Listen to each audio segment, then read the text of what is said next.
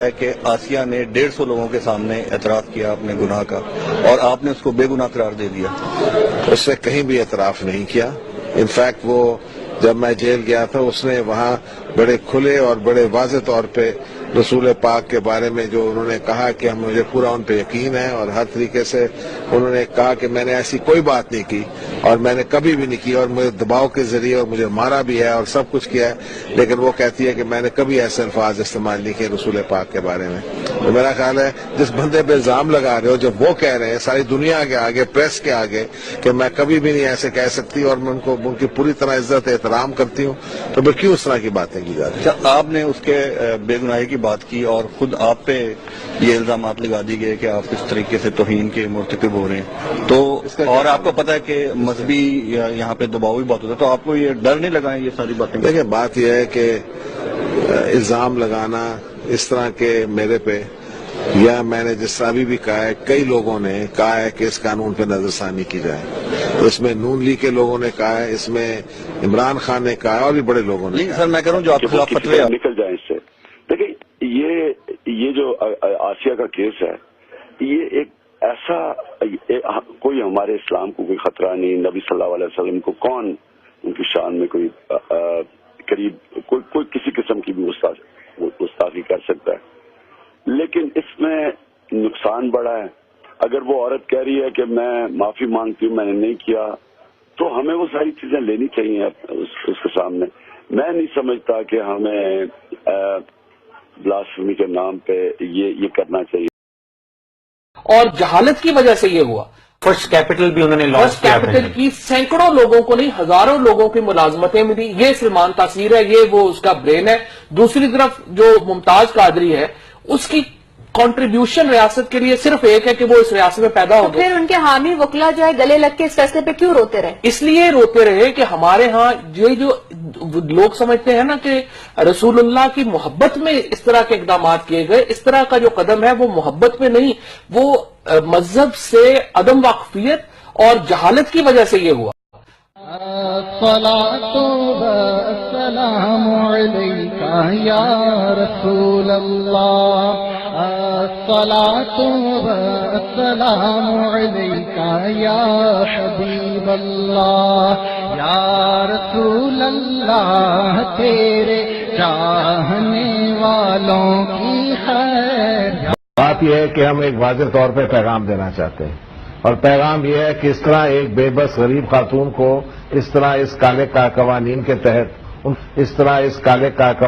تحت ان کو نشانہ بنا کے ان کی موت کی سزا سنانا جو ہے، یہ تو ہمیں پاکستان کو کیا، باہر کے ملکوں میں تو ہمارا مذاق بن گیا، لیکن پاکستان میں بھی مذاق بن گیا. جو آپ کے خلاف فتوے آ گئے ہیں، آپ کا خیال ہے کہ یہ لوگ جو ہیں، آپ میں جاہل مولویوں کے فتووں کا میں کیئر کروں گا؟ انہوں نے تو بسنت کے خلاف بھی فتوے لگائے ہیں، انہوں نے تو ذوالفقار علی بھٹو، محترمہ بے نظیر بھٹو شہید کے خلاف بھی فتوے لگوائے ہیں. تو آپ کا خیال ہے میں ان کے فتووں کے کو سوچتا ہوں کہ اس کی کوئی اہمیت ہے؟ بالکل نہیں ہے.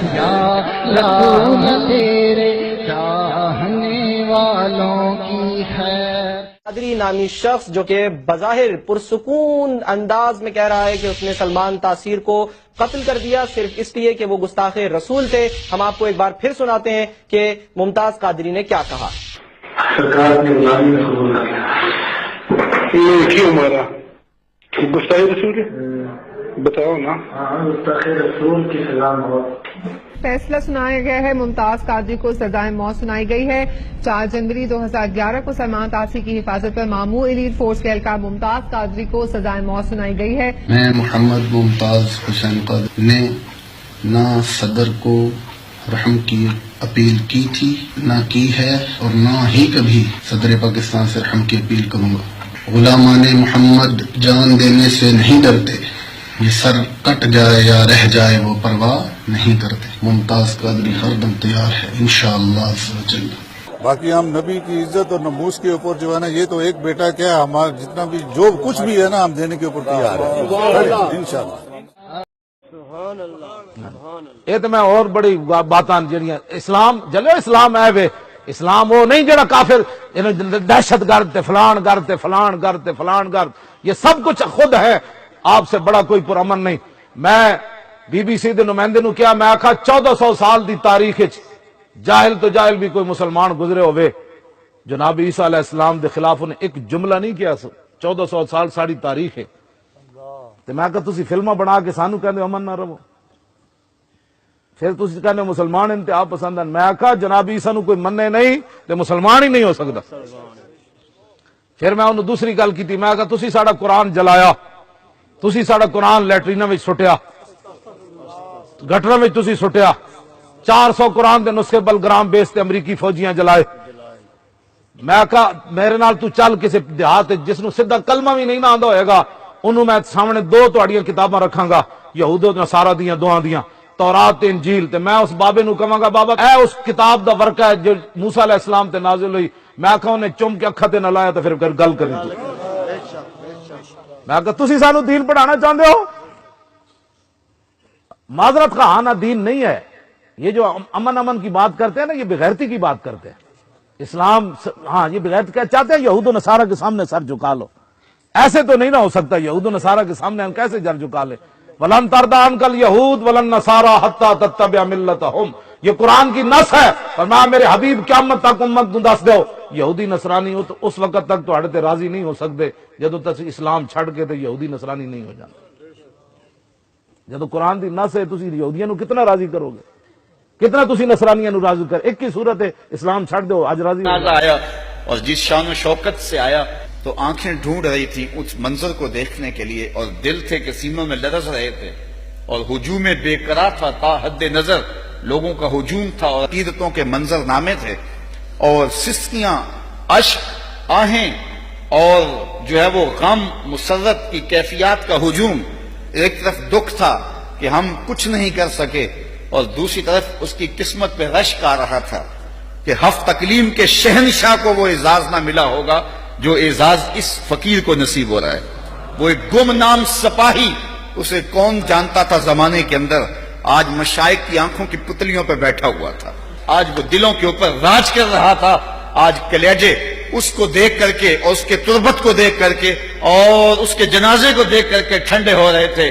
کیا انوکھی داستان تو نے رقم کی یار دنیا سے تو چلے جانا ہی ہے مرنا تو ساروں نے ہے لیکن کس بانک پن سے وہ شخص گیا کہ جب گیا تو زمین کے ذرے بھی سلام کر رہے تھے آسمان کے ستارے بھی سلام کر رہے تھے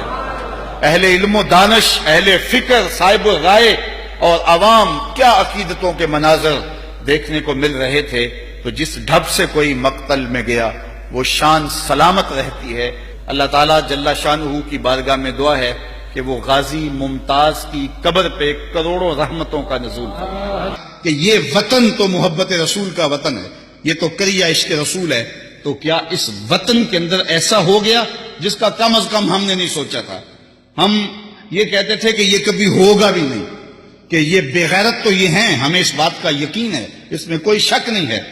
لیکن یہ کبھی ہوگا نہیں کہ غازی کو پھانسی لگائیں اگرچہ یہ مغربی پریشر کی وجہ سے چھوڑیں گے بھی نہیں لیکن پھانسی لگانے کی بھی جرأت اور حماقت نہیں کر سکتے یہ ہمارے گمان میں بھی نہیں تھا لیکن انہوں نے وہ کر دیا اب پاکستان کو سیکولر بنانا چاہتے ہیں اور 295 کا قانون ختم کرنا چاہتے ہیں تو اب یہ سب کچھ ان سے توقع کی جا سکتی ہے لیکن یہ 295 کا قانون ختم تو تب کریں گے جب رہیں گے میری بات لکھ لو میری بات سن لو یہ حکمران سمجھتے ہیں کہ ہم نے غازی کو پھانسی لگا لیا تم انتظار کرو عرش کا رب تمہارے ساتھ کرنے والا کیا ہے تمہارے ساتھ اب سلوک کیا ہوگا ہم تو مجبور لوگ ہیں ہم تو کچھ نہیں کر سکے لیکن جس کے رسول کی توہین کرنے والے کو قتل کرنے کے جرم کے اندر غازی کو شہید کیا گیا ہے وہ رب بڑا غیرت مند ہے اور تم انتظار کرو عرش کا رحمان تمہارے ساتھ اب کرتا جیلوں میں ڈال دو جیلوں میں اب باقی بچا کیا ہے اب باقی رہ کیا گیا ہے اب تم انتظار کرو کہ تمہارے ساتھ رب کرتا کیا ہے اور تمہارے ساتھ حال کیا ہوتا ہے تم رسوائی اور ذلت کے اس مقام پہ پہنچو گے اور عبرت کا نشان بنو گے کہ دنیا دیکھے گی اور تم رسوا ذلیل ہو جاؤ گے اور غازی کل بھی زندہ تھا غازی آج بھی زندہ ہے اور اس کا نام بھی باقی ہے اس کا پیغام بھی باقی ہے اور یہ بھی سن لو کہ غازی اگر چلا گیا ہے جب غازی علم الدین کو شہید کیا گیا نا تو ایک ہندوؤں نے جلسہ کیا کہا کہ ایک شخص اٹھا تھا ہم نے اس کو مار دیا ہے اب ہم جو چاہیں کریں تو ایک مسلمان جلسے میں بیٹھا تھا، اٹھ کے کھڑا ہو گیا، اس نے کہا کرو جو کرنا ہے، غازی خود گیا ہے، چھرا چھوڑ کے گیا ہے، وہ ہم نے ساتھ دفن نہیں کیا، وہ چھوڑ کے گیا ہوا ہے۔ تو یہ مت سمجھو کہ ہماری خیرت مر گئی ہے، کتنے غازی پیدا ہو گئے ہیں، کتنے لوگ تیار کر گیا، اس کے جنازے میں کتنے لوگوں کو حرارت ایمان کی دی ہے۔ تم نے غازی کو مارا نہیں، غازی کو زندہ کیا ہے۔ اگر تم چھوڑ دیتے تو شاید تحریک کمزور ہو جاتی، لیکن تم نے قتل کر کے اس تحریک کو مضبوط کر دیا ہے، تم نے اس کو پانی دیا ہے، اب یہ تناور درخت بنے گا۔ تم اپنی خیر مناؤ، 295 سی کو تم ہاتھ بھی نہیں لگا سکتے اللہ کے فضل سے۔